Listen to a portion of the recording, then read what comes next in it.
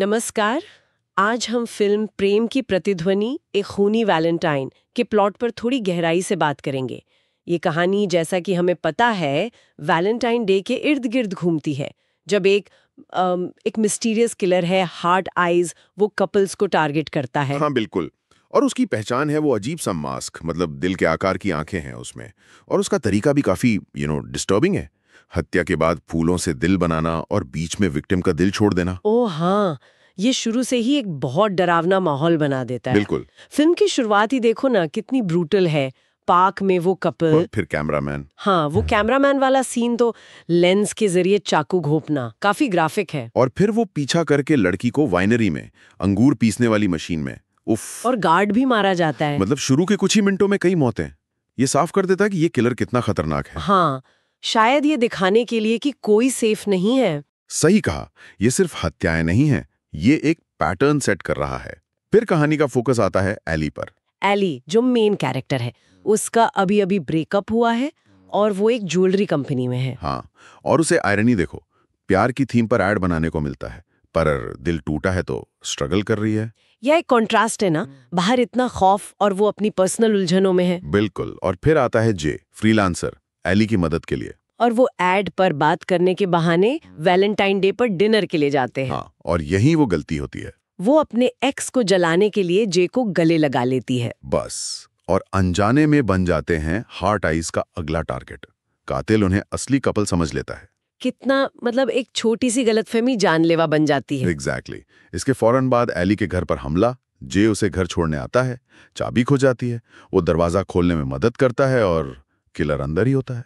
बाप रे। फिर वो भागते हैं, लेकिन टैक्सी ड्राइवर? हाँ, वो मारा जाता है। किलर उनका पीछा करता है। एली तो बच निकलती है, पर जे फंस जाता है। पुलिस उसे ही किलर समझ लेती है। और क्यों ना समझे, उसके पास से हथियार, मास्क सब मिलता है। और सबसे बड़ा सबूत, वो जेएस लिखी अंगूठी। वो अंगूठी जे साइमन के नाम से मिलती जुलती। ये तो बहुत क्लेवर था, है ना, जे को फंसाने के लिए। हाँ, क्लासिक रेड हेरिंग। सारा शक जे पर। लेकिन कहानी यहाँ रुकती नहीं। नहीं, बिल्कुल नहीं। किलर पुलिस स्टेशन पर ही हमला कर देता है। ये बहुत बड़ा एस्केलेशन है। अब ये सिर्फ कपल्स पर हमला नहीं, ये सिस्टम पर हमला है। कई पुलिस वाले, डिटेक्टिव सब मारे जाते हैं। बहुत इंटेंस हो जाता है सीन। और एली जे को छुड़ाने में मदद करती हैं। हाँ, और वे भागकर एक ड्राइव इन मूवी थिएटर पहुंचते हैं। फिर से एक रोमांटिक जगह।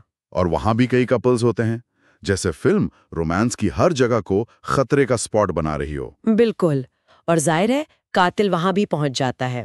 फिर से कत्लेआम। लेकिन इस बार एली और जे उसका सामना करते हैं, लड़ते हैं और उसे मार गिलाते हैं। चलो, लगा कि कहानी खत्म। पर ट्विस्ट अभी बाकी था। मास्क हटाने पर पता चलता है कि वो असली हार्ट आइज है ही नहीं। वो तो बस उसका कोई फैन, कोई कॉपीकैट था। क्या? ये तो मतलब असली कातिल अभी भी बाहर है। कौन है फिर? असली कातिल दो हैं, और ये है सबसे बड़ा शॉक। एक है डेविड, वो लड़का जो पुलिस स्टेशन में एली से मिला था। अच्छा, वो वाला लड़का। और दूसरी उसकी पत्नी, जो खुद एक पुलिस ऑफिसर है। Police officer? वही जिसने जे को लिफ्ट देने के बहाने किडनैप किया था। हाँ, वही। उनका मकसद कोई बदला नहीं, कोई सीक्रेट नहीं, बस मजा, कपल्स को मारने का मजा। ये तो और भी ज्यादा डरावना है। मतलब खतरा वर्दी में सिस्टम के अंदर ही था। बिल्कुल। और उन्होंने ही जे को फंसाने के लिए वो सारे सबूत प्लांट किए थे। वो जेएस अंगूठी, वो उस फीमेल ऑफिसर की थी, जेनिफर स्लोन। ओह, जेनिफर स्लोन। जेएस तो वो जे साइमन के लिए नहीं था।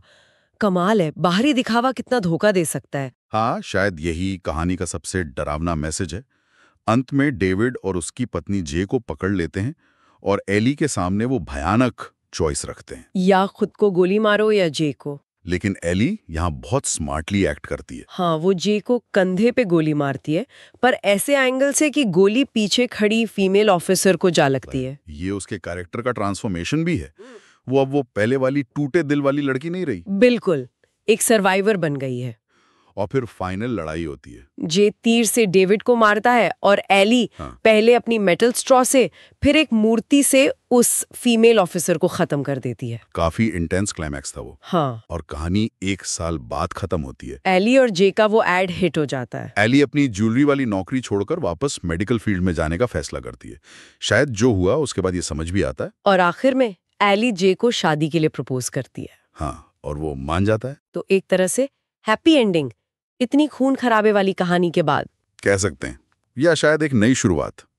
कहानी ये तो दिखाती है कि भयानक हादसों के बाद भी जिंदगी आगे बढ़ती है। हाँ, पर वो अनुभव किरदारों को बदल देते हैं हमेशा के लिए। बिल्कुल। और ये कहानी शायद यही याद दिलाती है कि प्यार का दिन कैसे खौफ का दिन बन सकता है, और असली खतरा वो कभी कभी वहीं होता है जहां हम बिल्कुल उम्मीद नहीं करते। खासकर जब बाहरी दिखावा सच्चाई से एकदम अलग हो। वो पुलिस यूनिफॉर्म वाला ट्विस्ट वो दिमाग में रह जाता है। सही कहा। सबसे डरावने नकाब शायद वही होते हैं जो दिखाई नहीं देते।